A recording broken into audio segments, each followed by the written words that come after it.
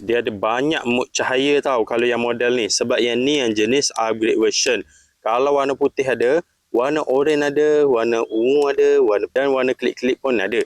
Yang ni version baru tau. Dia upgrade daripada version lama. Kalau version lama, korang tak ada display macam ni. Tak tahu bila bateri habis, susah untuk cas. Kalau yang ni, bila bateri habis, korang boleh tengok dekat sini. Plan untuk cas siap-siap memang mudah.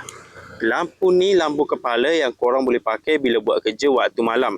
Pakai lampu ni gantung dekat kepala, korang boleh guna untuk buat kerja dengan mudah. Nak pakai lama pun memang selesa sebab getah dia ni jenis lebar macam ni. Dan bahagian depan dia ni jenis span tebal macam ni untuk bagi dahi tak sakit. Lampu ni mudah untuk korang suluh jauh dekat. Korang boleh pakai sebiji lampu ni sahaja sebab dia punya lens ni jenis teleskopik macam ni.